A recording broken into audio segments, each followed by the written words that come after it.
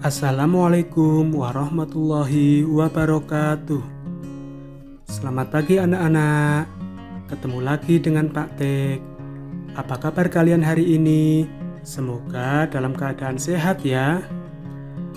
Anak-anak yang Pak Tek banggakan, pada hari ini kita akan belajar tema 5 pengalamanku. Subtema 1 pembelajaran 4. Sebelum memulai belajar pada hari ini, marilah kita berdoa menurut agama dan kepercayaan kita. Berdoa, mulai. Cukup. Nah, anak-anakku, hari ini kita akan belajar tentang puisi, menentukan pola irama lagu, dan mengukur benda menggunakan jangka sorong. Tujuan kita belajar pada hari ini adalah kita dapat membaca puisi dan memahami maknanya. Kita dapat menentukan pola irama lagu, dan kita dapat mengukur benda menggunakan jangka sorong. Perhatikan teks berikut ya. Hari ini adalah hari Minggu. Keluarga Benny duduk di teras rumah. Tiba-tiba Benny membaca puisi. Nah, anak-anakku, Benny membaca puisi yang berjudul Taman Bungaku, karya Niko Mang Juniati, SD Negeri 5 Jungatan. Nah, seperti apa puisinya? Kita simak baik-baik ya.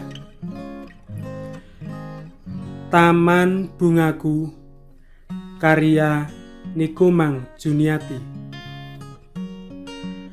Taman bungaku, bila ku pandang hati pun senang. Tamanku cantik, sangatlah menarik. Taman bungaku, berserilah selalu.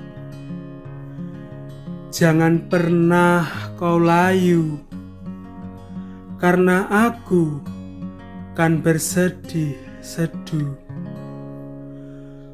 Oh angin dari segala rindu, mampirlah ke tamanku. Sebarlah harum bungaku ke segala penjuru. Nah, kalian bisa membaca puisi ini di rumah ya. Nah, anak-anakku, jika kita membaca puisi, ada hal-hal yang perlu diperhatikan dalam membaca puisi. Yang pertama adalah ekspresi, yaitu mimik wajah yang sesuai dengan isi puisi. Ada ekspresi senang, ada ekspresi sedih, dan lain sebagainya.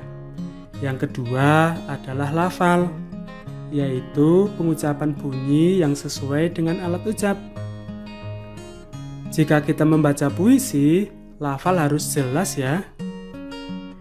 Yang berikutnya ada intonasi, yaitu perubahan nada saat berbicara, misalnya nada naik ataupun nada turun. Yang keempat adalah tekanan, yaitu keras atau lembutnya pengucapan bunyi. Nah, jika kalian membaca puisi, jangan lupa hal-hal tersebut ya. Nah, perhatikan percakapan berikut. Kak, Benny mau bertanya. Ya, silakan. Apa perbedaan puisi dengan bukan puisi?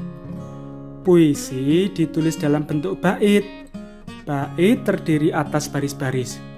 Bukan puisi bila bentuknya paragraf. Banyak barisnya tidak ditentukan. Pilihan kata dalam puisi kias, padat, dan indah.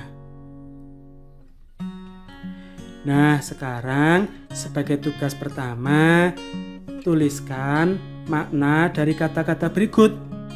Kalian bisa menulisnya di buku tulismu. Nah, sekarang kalian bisa mengamati gambar keluarga Benny. Ayah mengajak ibu, kakak, dan Beni gotong royong. Gulma banyak tumbuh di taman bunga.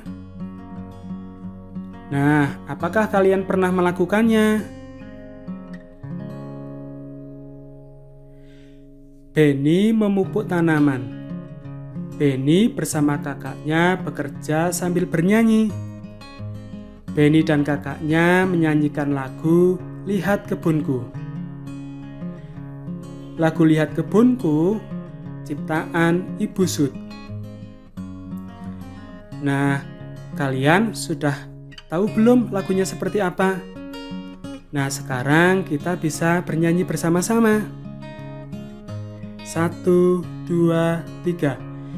Lihat kebunku penuh dengan bunga. Ada yang putih dan ada yang merah. Setiap hari ku siram semua. Mawar melati semuanya indah. Nah, sekarang sebagai tugas 2, coba kalian nyanyikan lagu Lihat Kebunku ya. Nah, berdasarkan lagu Lihat Kebunku, sekarang kalian bisa menentukan apakah lirik lagu di bawah ini termasuk bunyi panjang atau pendek, dan kuat atau lemah ya. Nah, sekarang kita bahas bersama-sama. Nah, ada potongan lirik lagu yang pertama. Lihat kebunku. Bunyinya panjang, tekanannya kuat.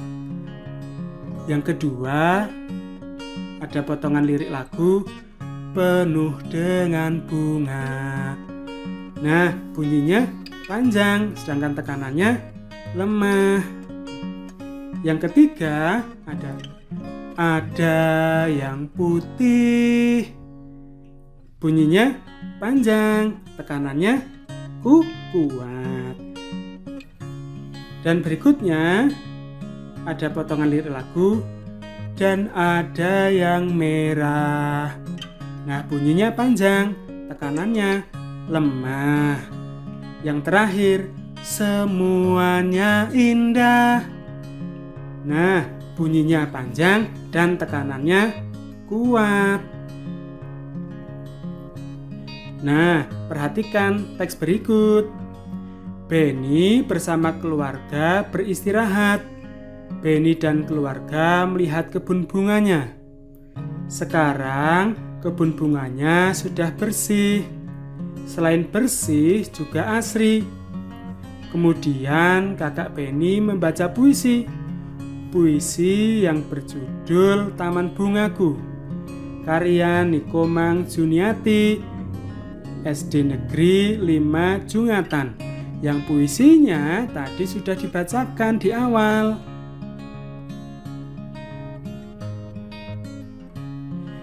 Nah, sekarang amati percakapan antara ayah dan Beni. Ayah, apa nama benda ini? Benda ini disebut jangka sorong. Apa kegunaan benda ini ya? Gunanya untuk mengukur benda berbentuk lingkaran, seperti mur dan pensil. Nah, sekarang sebagai tugas yang ketiga, kalian bisa menyebutkan 5 benda yang dapat diukur menggunakan jangka sorong.